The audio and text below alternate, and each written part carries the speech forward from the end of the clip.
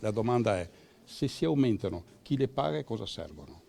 E sicché credo che la Regione dovrà necessariamente aprire un tavolo di confronto con il sindacato, con tutte le parti sociali, per dire qual è il suo obiettivo. Su questo obiettivo poi come sindacato e come associazione, ma comunque come sindacato le daremo una risposta, perché a oggi, voglio dire, siamo ancora fermi là e di conseguenza aspettiamo Zaia che ci faccia una proposta concreta, dopodiché lo diremo.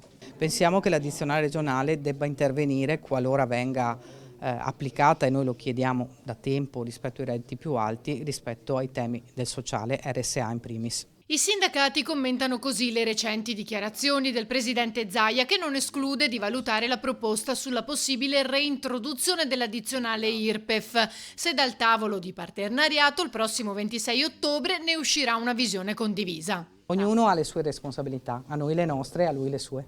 Al momento sembra che nessuna delle parti coinvolte voglia esprimere una posizione netta in merito. Come sindacato abbiamo detto molto chiaramente che c'è un problema sociale, famiglie che sono in difficoltà, istituzioni come RSA, asili nido, centri diurni per i disabili che sono in difficoltà, servono delle risorse. Servono delle risorse per intervenire, perché altrimenti qui ci sono dei problemi. Se la Regione fa una proposta che stanzia risorse per rispondere a questi problemi, ci vedrà disponibili alla discussione.